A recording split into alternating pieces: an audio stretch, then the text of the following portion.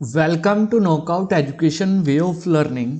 आज है 25 नवंबर और 25 नवंबर से करंट अफेयर के जितने भी क्वेश्चन बनेंगे वो सब आज हम इस वीडियो के अंदर डिस्कस करेंगे। इस वीडियो की पीडीएफ फाइल आप हमारे टेलीग्राम ग्रुप और व्हाट्सएप ग्रुप से डाउनलोड कर सकते हैं और टेलीग्राम ग्रुप का लिंक आपको इस वीडियो के डिस्क्रिप्शन में मिल जाएगा। आप चाहे किसी भी एग्जाम की तैयारी कर रहे हैं, ये वीडियो आपके लिए बेहद खास होने वाली है क्योंकि इसके अंदर हम करंट अफेयर के साथ साथ उससे रिलेटेड स्टैटिक जीके के क्वेश्चन डिस्कस करते हैं। और आज के जॉब अपडेट के अंदर है एसएससी सीएचएसएल एग्जाम 2020 का नोटिफिकेशन आउट हो चुका है।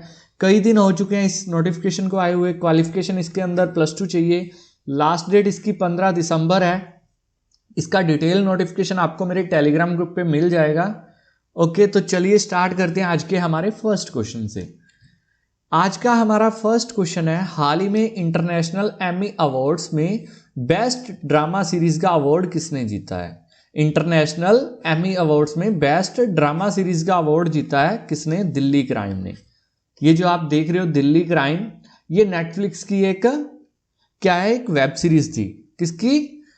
दिल्ली क्राइम एक नेटफ्लिक्स की वेब सीरीज है। और ये इस वेब सीरीज ने जो ये इंटरनेशनल एमी अवार्ड्स हुए हैं, कौन से?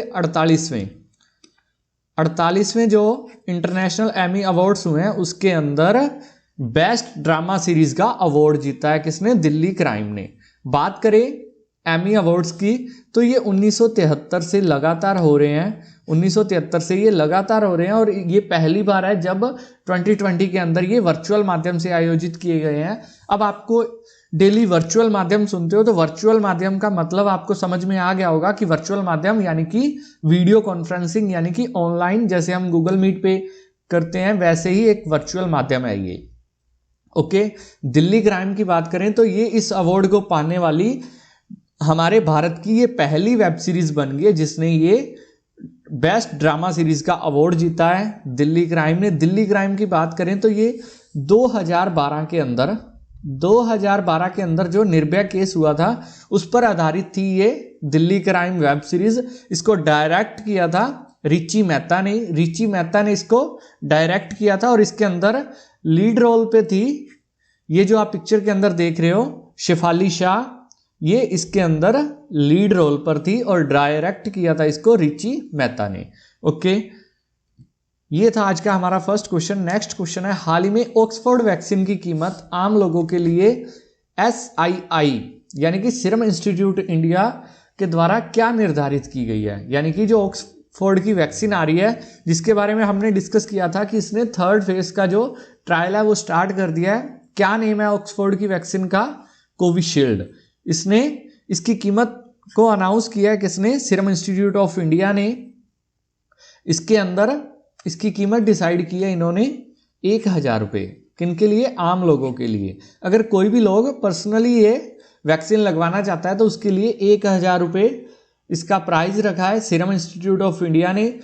कोविशील्ड ये वैक्सीन है, कोविशील्ड इसका नेम है। ऑक्सफोर्ड और ऑक्सफोर्ड यूनिवर्सिटी, एस्ट्राजेनेका और सीरम इंस्टीट्यूट ऑफ इंडिया, ये तीनों मिलकर इसे बना रहे हैं। और ये जो सीरम इंस्टीट्यूट ऑफ इंडिया ये आम लोगों को तो 1000 रुपये में देगा, लेकिन जो सरकार को जो वैक्सीन उपलब्ध करवाएगा ये 222 रुपये में उपलब्ध करवाएगा सीरम इंस्टीट्यूट ऑफ इंडिया। बात करें सीरम इंस्टीट्यूट ऑफ इंडिया की तो इसकी स्थापना हुई थी 1966 के अंदर। इसके CEO हैं आधार पूनावाला और पुणे के अंदर इसका हेडक्वार्टर है। और वर्तमान के अंदर भारत के अंदर 5 वैक्सीन का ह्यूमन ट्रायल चल रहा है। एक तो ऑक्सफोर्ड एस्ट्राजेनेका की वैक्सीन जो कि सीरम इंस्टीट्यूट ऑफ इंडिया इसका ट्रायल कर रहा है, और दूसरी ओर भारत बायोटेक की स्वदेशी वैक्सीन है जो कोवैक्सीन, जिसका हरियाणा के अंदर जो हमारे स्वास्थ्य मंत्री अनिल विज जी ने जिसके लिए अपने आप को फर्स्ट वॉलंटियर के रूप में पेश किया था। कौन? भारत बायोटेक की कोवैक्सीन। और तीसरी है कैडिला हेल्थ की वैक्सीन जाइकोविड। और एक रूसी वैक्सीन है स्पुतनिक 5, इसका भी ट्रायल डॉक्टर रेड्डीज लैब के द्वारा इसको परमिशन मिल गई है।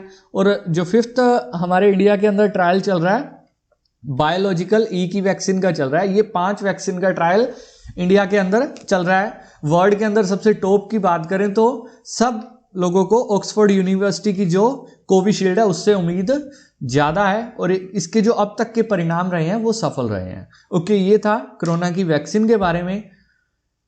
ये एज इट इज़ डिटेल आपको मेरे टेलीग्राम ग्रुप पे मिल जाएगी। अगर ये वीडियो आपको अच्छी लग रही है तो वीडियो को लाइक करें, ज़्यादा से ज़्यादा शेयर करें और कमेंट बॉक्स के अंदर अपनी राय जरूर दें।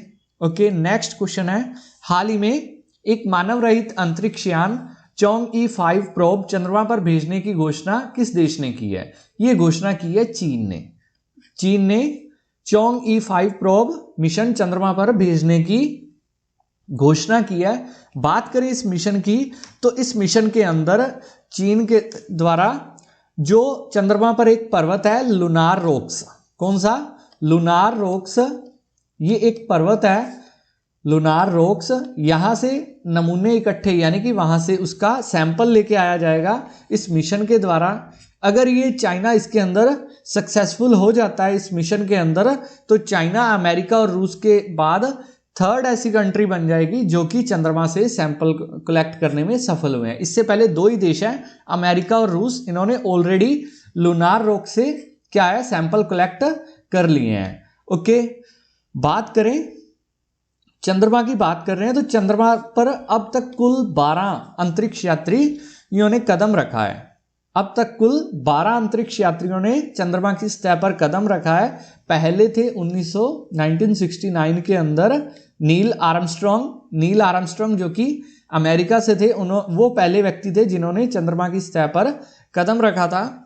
भारत की तरफ से बात करें तो भारतीय मूल की थी कल्पना चावला, जिसका जन्म हुआ था, जिनका करनाल के अंदर 1 जुलाई 1961 को 1 जुलाई 1961 को कल्पना चावला का जन्म हुआ था हरियाणा के करनाल के अंदर। ये क्वेश्चन कई बार HSSC एग्जाम में पूछ लिया गया है कि कल्पना चावला कहाँ से बिलोंग करती है, तो ये हरियाणा के करनाल से बिलोंग करती हैं और 1 जुलाई 1961 को इनका बर्थ हुआ था। और ये एक कोलंबिया मिशन के तहत स्पेस से चंद्रमा से वापस लौट रही थी और 1 फरवरी 2003 को इनका जो विमान था वो दुर्घटनाग्रस्त हो गया था और उसके अंदर इनकी मौत हो गई थी कल्पना चावला की। ये भारतीय मूल की पहली महिला थी जो स्पेस के अंदर गई थी। ओके, ये थे क्वेश्चन इससे रिलेटेड। नेक्स्ट क्वेश्चन, अगर बात करें चाइना की, चाइना के द्वारा ये मिशन भेजा जा रहा है, तो ये है मैप के अंदर चाइना, एशिया के अंदर ये स्थित है। चाइना की कैपिटल है बीजिंग, प्रेसिडेंट जी जिनपिंग और करेंसी है चाइना की रिनमिनबी। ओके, नेक्स्ट क्वेश्चन है, हाल ही में भारत में किस स्थान पर देश का पहला मास गार्डन स्थापित किया गया है? भारत के अंदर किस स्थान पर देश का पहला मास गार्डन क्या होता है? मास एक तरह की काई होती है जो कि जैसे दीवारों और पेड़ों पर हरे रंग की हमें दिखाई देती है। यह औषधि के अंदर बहुत ज़्यादा उपयोग होती है मास। बात करें भारत के अंदर मास की कुल लगभग 2300 प्रजातियां पाई जाती हैं और उनमें से अकेली 340 के लगभग उत्तराखंड के अंदर पाई जाती हैं और उत्तराखंड के अंदर ही ये मास गार्डन स्थापित किया गया है जो कि भारत का देश का पहला मास गार्डन है। ये उत्तराखंड के नैनीताल में स्थापित किया गया है। 10 हेक्टेयर के अंदर ये जो गार्डन है स्थापित किया गया है, देश का पहला है और इसका उद्घाटन किया है राजेंद्र सिंह ने उसका उद्घाटन किया है। बात करें राजेंद्र सिंह की तो वो उन्हें वाटरमैन ऑफ इंडिया कहा जाता है। वाटरमैन ऑफ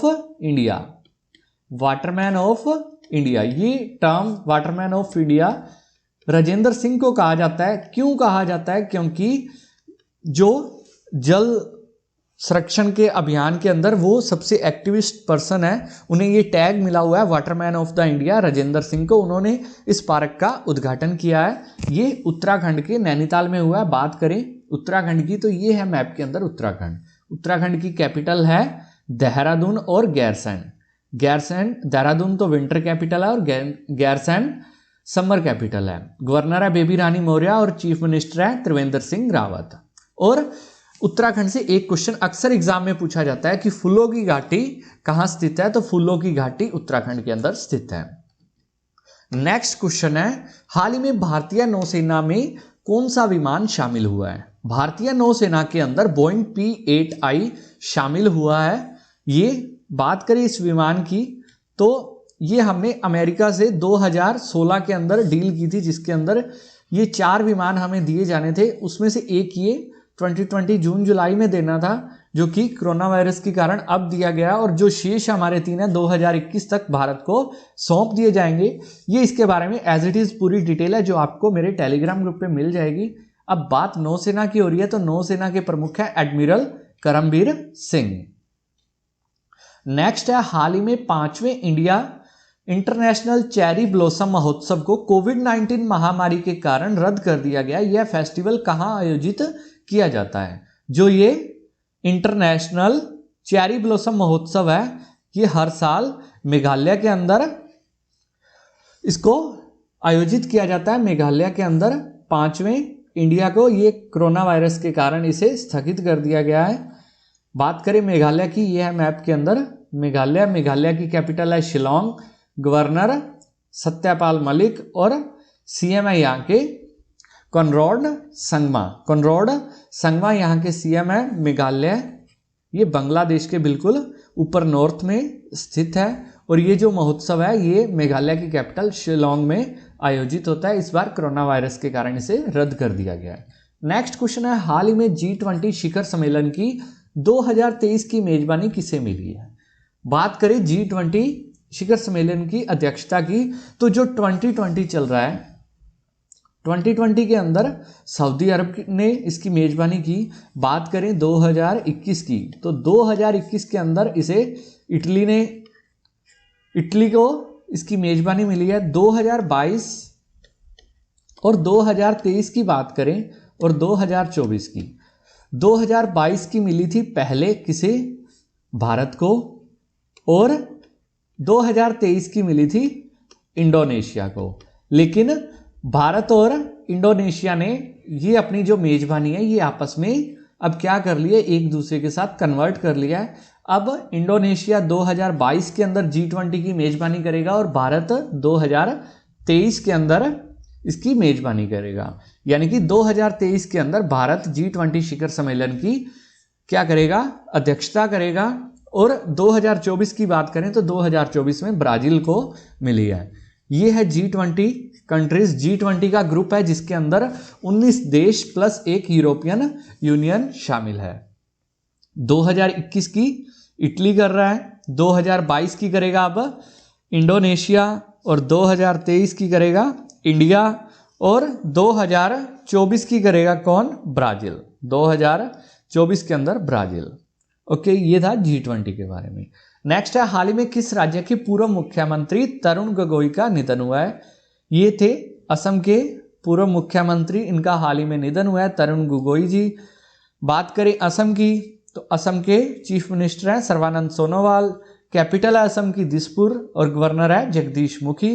और असम के अंदर ही है काजीरंगा नेशनल पार्क, जो कि एक सींग वाले गैंडे के लिए प्रसिद्ध है। और असम के अंदर ही माजोली द्वीप है, जो कि दुनिया का सबसे बड़ा रिवर आइलैंड है, जो जिसे तैरता हुआ द्वीप भी कहा जाता है, और इसके ऊपर एक डांसिंग डियर भी पाई जाती है। नेक्स्ट क्वेश्चन है, हाल ही में साहित्य अकादमी पुरस्कार विजेता शेख ख्वाजा हुसैन का निधन हुआ है, वे किस भाषा के लेखक थे? शेख ख्वाजा हुसैन का हाल ही में निधन हुआ है, वे तेलुगु भाषा के लेखक थे। ये थे शेख ख्वाजा हुसैन जी। ओके, नेक्स्ट है, हाल ही में वर्ष 2020 के एपेक शिखर सम्मेलन की मेजबानी किस देश ने की है? एपेक शिखर सम्मेलन 2020 की मेजबानी की है किसने? मलेशिया ने। एपेक की बात करें तो इसका मुख्यालय सिंगापुर में स्थापना हुई थी इसकी 1989 के अंदर। अब बात मलेशिया की करें तो मलेशिया की राजधानी है कुलालमपुर और मुद्रा रिंगित। नेक्स्ट क्वेश्चन है, हाल ही में राष्ट्रीय फार्मेसी सप्ताह 2020 कब से कब तक मनाया गया है? राष्ट्रीय फार्मेसी सप्ताह 2020 ये मनाया गया 16 से लेकर 22 नवंबर तक। ये हर साल नवंबर महीने के 3rd वीक के अंदर मनाया जाता है राष्ट्रीय फार्मेसी सप्ताह। बात करें इंडियन फार्मास्यूटिकल एसोसिएशन के अध्यक्ष की तो टीवी नारायण इसके अध्यक्ष हैं। इसकी स्थापना हुई थी 1939 के अंदर। ओके, ये थे आज के हमारे करंट अफेयर के क्वेश्चन। ओके, अगर ये वीडियो आपको अच्छी लगी तो वीडियो को लाइक करें, ज़्यादा से ज़्यादा शेयर करें, कमेंट बॉक्स के अंदर अपने सजेशन दें। Okay, thank you, have a nice day.